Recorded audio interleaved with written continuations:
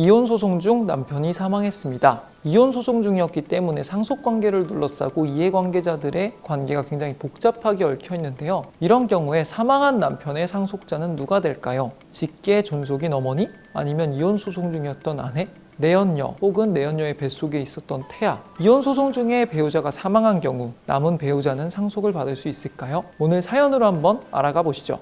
오늘의 사연은 이혼 소송 중 사망한 남편 그리고 상속자들의 사정입니다. 저는 결혼 3년 만에 이혼을 했습니다. 이유는 동창회에 간 남편이 첫사랑을 만나버린 겁니다. 완전 눈이 돌아버린 남편은 단 하루를 살아도 그 여자랑 살아보고 죽고 싶다며 제발 이혼만 해달라고 애원을 하더라고요.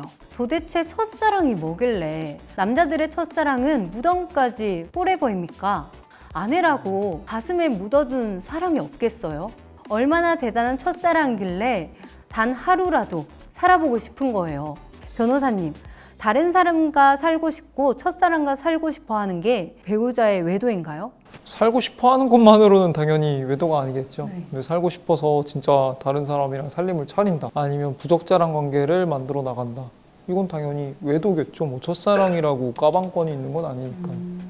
근데 배우자가 이혼 끝까지 안 해주면 어떻게 되는 건가요? 내가 예를 들어서 유책 배우자인데 상대방이 이혼을 안 해준다 하면 우리나라 법에서는 이혼을 못 하죠.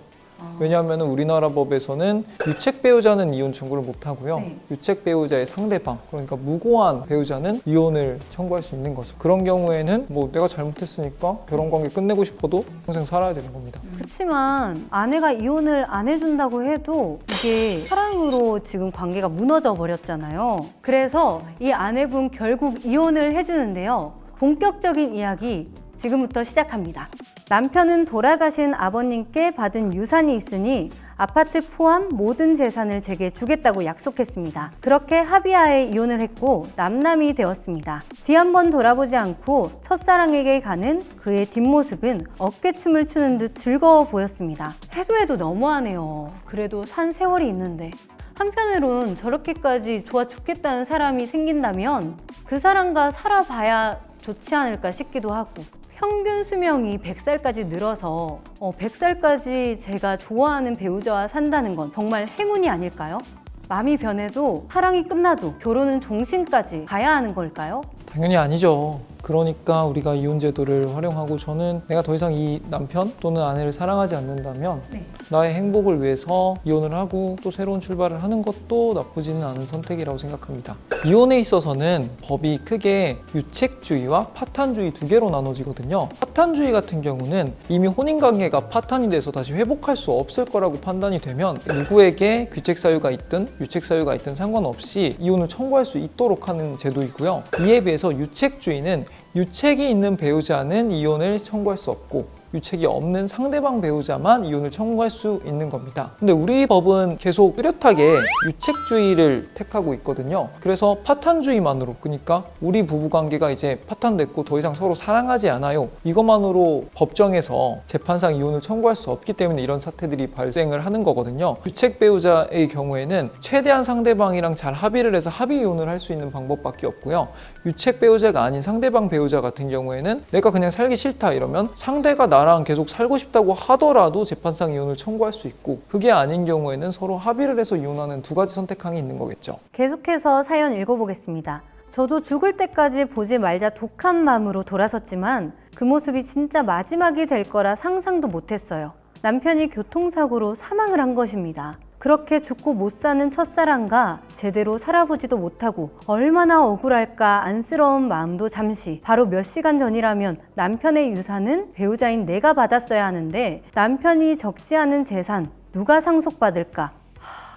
너무 속물스럽고 창피하지만 이혼 못한다, 조금만 더 버틸 걸 후회가 되고 너무 속상합니다. 이혼을 해버린 나, 남편 유산 상속받을 수 있나요? 인생에서 가장 중요한 것은 타이밍이라더니 남편의 죽음을 앞두고 이런 말 하긴 좀 그렇지만 저라도 이런 생각이 들 것 같네요. 변호사님, 시간을 돌릴 수도 없고 몇 시간 만에 이렇게 사건이 일어났는데 과연 상속을 받을 수 있나요? 시간을 돌리실 거 없이 상속받을 수 있습니다. 특히 두 가지 경우로 나눠볼 수 있겠죠. 이혼을 해줬다고 하니까 아내가 협의 이혼을 한 경우, 내지는 아내가 재판상 이혼을 청구한 경우 두 가지로 나눌 수 있는데요. 협의 이혼 같은 경우는 우리 둘 사이에 이혼을 하겠다는 의사의 합치가 있어야 되잖아요. 그래서 그러한 의사의 합치를 법원에 가서 확인을 받아요. 그러면 법원에서 확인서를 받고 그런 확인서 등본을 우리의 부부관계가 유지되고 있던 가족관계 등록관서, 쉽게 말하면 호적관서라는 데가 있거든요. 거기에 이걸 제출을 해야만 이혼이 성립을 하거든요. 그래야 이제 부부관계가 끝이 나는데, 이 경우에서는 이제 법원에 가서 이혼에 대한 의사를 확인만 하였을 뿐 아직 그 동사무소 같은 데 가서 이걸 제출하지 않은 상황이기 때문에 제출을 안 하고 그냥 기다린다든지 아니면 나의 의사를 철회를 하는 것을 제출을 하면, 이런 경우에는 이혼은 없었던 거가 돼서 부부관계가 계속 유지가 되죠. 그런 경우에는 이제 아내가 아직 배우자이기 때문에 상속을 받을 수 있는 게 되는 거죠. 두 번째로는 이제 재판상 이혼을 했다. 그래서 재판상 이혼을 아내가 청구를 해서 1심에서 이혼을 한다는 판결을 받은 상태라고 하더라도 재판에 대한 판결문을 송달받은 날로부터 2주 동안은 항소가 가능하거든요. 그럼 그때까지는 아직 재판이 선고는 되었지만 확정은 안 된 상태에 있는 거예요. 아내가 원고가 되는 거니까 소를 취하하면 이 판결은 없었던 게 되는 거거든요. 그래서 아내가 소를 취하는 행동을 하고 그래서 판결이 없어지면 이혼이 당연히 안 되고 부부관계가 유지가 되는 것이죠. 두 가지 경우에 모두 아내와 남편 간의 부부관계는 계속 존속이 되고, 그렇기 때문에 아내는 아직도 상속자의 신분을 유지할 수 있습니다. 아내의 입장에서 상속을 받을 수 있어서 다행이다 싶긴 하겠지만 남편 주위에서 가만히 뒀겠습니까? 그럴 리가 없죠. 남편 장례식장은 그야말로 상속의 전쟁이었습니다. 계속 사연 읽어드리겠습니다. 아무리 돈 앞에 피도 눈물도 없다지만 남편의 장례식은 막장 그 자체였습니다. 장례식장에서 남편의 첫사랑과 마주친 저는 할 말을 잃었습니다. 상복을 입고 저를 맞이하는 상주가 글쎄 바로 그 여자였다니까요. 심지어 그 여자는 만삭인 듯 보였습니다. 너무 어이가 없어 울부짖는 제게 시어머니는 남편의 핏줄이 엄연히 뱃속에 있으니 상주든 상속이든 다 뱃속 태아 몫이라며 이미 이혼을 해서 남남인 네가 상관할 바가 아니라고 했어요. 설상가상. 시어머니는 남편에게 증여했던 재산까지 돌려달라고 하고 내연녀는 남편 유산은 뱃속 태아 몫이라고 하고, 이 총칼 없는 전쟁터에서 저 자신을 지킬 수 있을까요? 와, 이건 정말 막장인데요. 이 모든 원인 제공자 남편은 죽고 없고 태어나지도 않았는데 남편의 아이라고 유산을 달라니. 변호사님, 태아도 유산을 받을 수 있나요? 우리 민법에서 정하고 있는 권리 능력은 사람에 한정돼 있긴 한데, 상속에 있어서는 태아도 출생한 것으로 보도록 정하고 있는 민법 규정이 있어요. 태아가 정상적으로 출생을 하면 상속의 대상이 될 수밖에 없는 거죠. 그럼 내연녀의 복종 태아는 남편의 유산 1순위가 맞을까요? 아직 태어나지도 않았고 법적으로 남편과의 관계가 없잖아요. 혹시 나쁜 마음 먹고 남편의 아이가 아닌데 우기는 거라면요? 이런 경우에 사실상 여러 가지 법적 쟁점이 있을 수 있는데요. 저랑 결혼을 한 아내가 낳은 아들이나 딸은 자동적으로 그 당시 혼인 상태에 있는 남편의 아이로 추정이 돼요. 그렇지만 이 경우에는 법적인 아내가 따로 있기 때문에 내연녀가 낳은 아이는 남편의 아이로 자동으로 추정되지는 않거든요. 그런 상황에서 이제 남편이 죽어버렸기 때문에 내연녀의 아이는 일단은 아버지가 없는 상태로 세상에 태어나게 됩니다. 그렇지만 이런 경우에 우리나라는 인지라는 제도를 마련을 하고 있거든요. 그래서 인지라는 게 어떤 거냐면, 당장 내 아이로 추정은 되지 않지만 저 아이는 내 아이라는 것을 이제 증명을 하면 이제 법적으로 제 아이가 되는 건데요. 이런 경우에 자식이 태어나고 나서 나를 낳아준 아버지에게 인지를 청구할 수 있는 제도를 마련하고 있어요. 근데 이런 경우에는 아버지가 세상에 더 이상 안 계시니까 아이가 아버지가 사망을 한 사실을 안 날로부터 2년 이내에 인지 청구를 하면 혈액형 검사라든지 DNA 검사를 통해서 그 인지 청구가 받아들여질 수 있거든요. 아이가 태어난 이후에 어머니 내연녀가 이제 아이의 이름으로 아버지를 상대로 인지 청구의 소를 제기를 하고, 이 아이가 진짜 이 사망한 아버지의 아들이 맞는지를 어느 정도 증명하는 과정을 끝내고 나면 아이는 법적으로 이 사망한 남편의 자식이 되는 겁니다. 이 아이의 상속분은 남편의 사망시로 소급돼서 적용이 되거든요. 그래서 그 전에 배우자가 됐건 직계 존속인 어머니가 됐건 남편의 재산을 상속받은 후라도 이 아이가 아버지에 대한 상속분에 대해서 다시 상속재산 분할 청구를 한다든지 아니면 이미 재산을 상속받아간 다른 상속자들에게 유류분 반환 청구를 한다든지 그런 법적인 제도를 통해서 상속분을 받아갈 수 있어요. 그럼 여기서 이제 상속분이 문제가 되잖아요. 네. 우리 법은 이제 법적으로 상속순위와 상속분을 정하고 있거든요. 상속순위와 같은 경우는 직계 비속이 있는 경우, 말하자면 아들, 딸, 더 나아가면 손자, 손녀가 있는 경우에 직계 비속이 1순위가 되고요. 직계 비속이 없는 경우에 이제 직계 존속, 부모님이 1순위가 되거든요.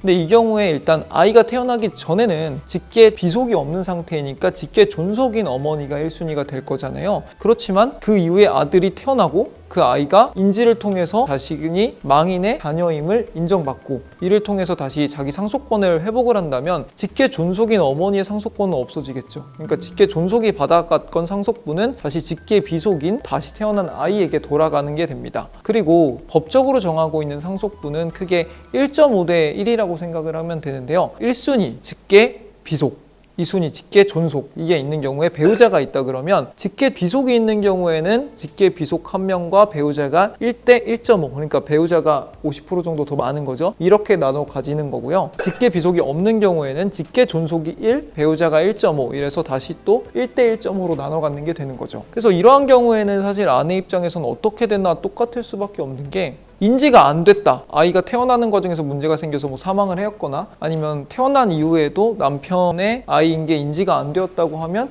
어차피 직계 존속인 어머니가 1만큼을 가져가고 배우자인 자신이 1.5만큼을 가져가게 되잖아요. 그런데 거꾸로 인지가 되었다고 하면 이 어머니가 가져갔던 1이 없어지고 다시 이 직계 비속인 아이가 1을 가져가기 때문에 아내 입장에서는 어떤 상황이든 1.5를 가져가는 상황은 변하지 않는 겁니다. 법적인 아내의 지위가 이렇게 무섭습니다. 이혼하기로 했고 이혼도 했는데 법적 아내라는 이유로 유산 상속에서 결코 밀리지 않으니 말이에요.